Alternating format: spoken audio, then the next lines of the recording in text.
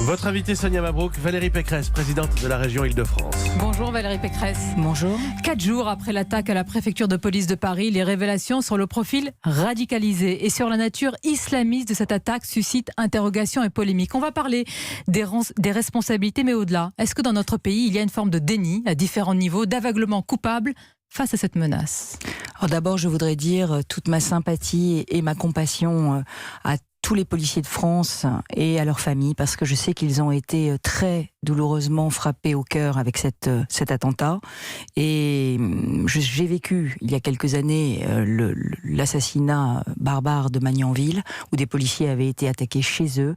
Et je crois que c'est à peu près la même chose que ce que vivent les policiers aujourd'hui avec cette attaque au cœur de la préfecture de police chez eux. Est-ce que vous parlez d'un scandale d'État au regard de la gravité des faits ?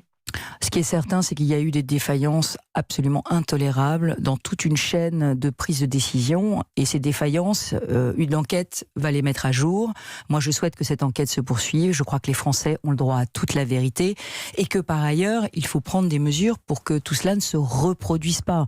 Et donc, il faut ne pas avoir peur des conséquences et des enseignements qu'il faut en tirer. Mais vous dites, Valérie Pécresse, défaillance intolérable. Est-ce qu'un ministre de l'Intérieur qui connaît une attaque sans précédent au sein même du système policier et de renseignement peut rester en place et être crédible dans cette lutte? Écoutez, pour moi, l'objectif n'est pas de faire une chasse à l'homme. L'objectif, c'est de faire une chasse à ses défaillances. Et pour cela, il faut d'abord poser clairement le diagnostic. Qu'est-ce que c'est qu'un radicalisé islamiste ? C'est la première des questions. On en parle, mais personne n'arrive à définir précisément de quoi on parle. Eh bien, moi, je vais vous le dire. Un radicalisé islamiste, c'est une personne qui pense que la loi religieuse est au-dessus de la loi de la République. Et quand on pense que la loi religieuse est au-dessus de la loi de la République, eh bien, ça ne doit pas être compatible avec l'exercice de certaines fonctions. C'est important ce que vous dites. Si vous dites que c'est au niveau de la pensée, nous venons d'avoir en ligne dans le journal de 8h Jean-Michel Fauvergue, député La République En Marche et ancien patron du RAID. À la question que je lui posais sur « Faut-il criminaliser l'idéologie salafiste ?» Il me répond « C'est compliqué. » Et vous, que dites-vous ? Moi, je ne parle pas de criminaliser. Je parle d'incompatibilité professionnelle. Pardon de vous dire, mais dans la vie, il y a des incompatibilités professionnelles. Il y a des choses qu'on ne peut pas faire, des choses qu'on ne peut pas faire quand on a un certain nombre de caractéristiques. Moi, je crois qu'aujourd'hui, et d'ailleurs c'est déjà le cas dans les transports en commun. Dans les transports en commun, aujourd'hui, si vous faites l'objet d'une enquête des services antiterroristes pour radicalisation, vous pouvez être mis de côté. C'est la loi qui a été prise pour les conducteurs de transport en commun.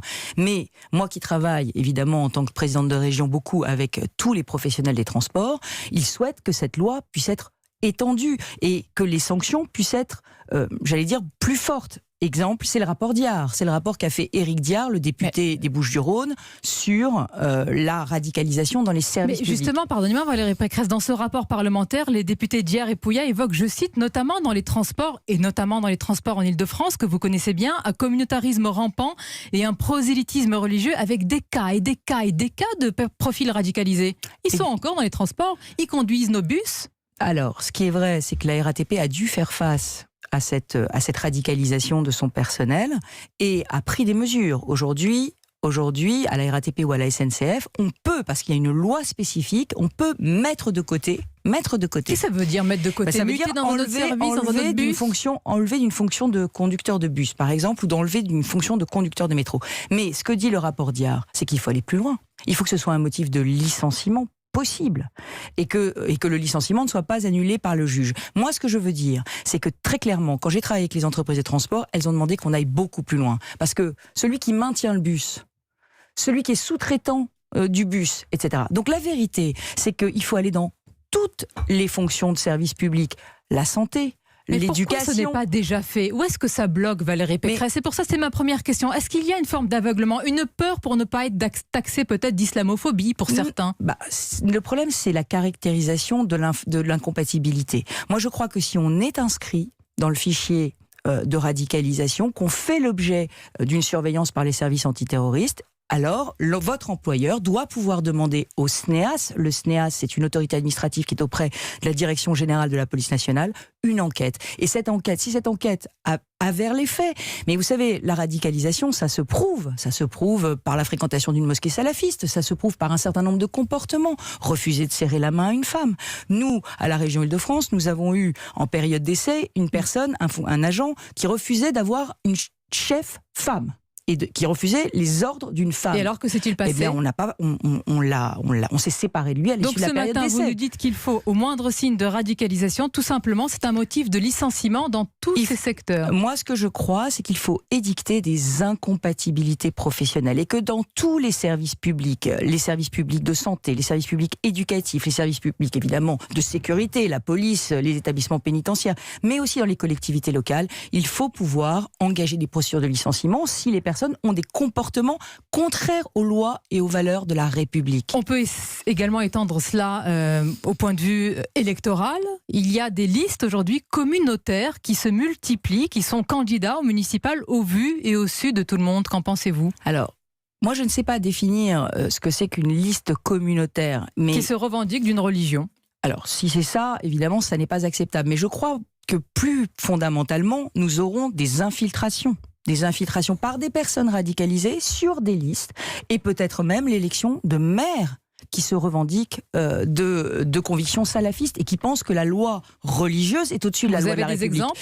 Mais pour l'instant, c'est les électeurs qui vont voter. Mais ce que moi je souhaiterais, c'est qu'il y ait une incompatibilité électorale. Pardon, Madame Mabrouk, je souhaiterais que les listes ne soient pas recevables. Je souhaiterais qu'il puisse y avoir, lorsqu'il y a suspicion, une enquête préfectorale au moment du dépôt des listes pour empêcher ces personnes de pouvoir présenter leur candidature au suffrage. Un maire et l'autorité de police dans une ville. Un maire, il fait les règlements d'une ville. Est-ce qu'on peut imaginer qu'un maire se revendique d'une idéologie dans laquelle la loi religieuse est plus forte que la loi de la République ? Ma réponse est clairement non. Mais il faut agir vite, parce que vous voyez bien que c'est en mars. Donc ça veut dire qu'il faut changer la loi tout de suite. Et j'en appelle au gouvernement. Et alors le gouvernement, c'était ma première question, je vous la pose de nouveau Valérie Pécresse. C'est important pour les auditeurs, les Français, dans les différents domaines que nous venons d'évoquer. Est-ce qu'il y a une forme, mais à différents niveaux, de laxisme, de déni, d'aveuglement coupable ? Comment vous expliquez que ces agents à la préfecture de police, quand ils ont entendu ce collègue dire sur les attentats de Charlie Hebdo, c'est bien fait, que ça ne soit pas remonté plus haut ? Comment ? Écoutez, moi je ne suis pas l'enquêteur qui va faire la lumière sur cette affaire, il faut la faire et visiblement il y a eu des défaillances majeures. Mais au-delà de ça, je pense que nous sommes confrontés à un défi qui est radicalement nouveau.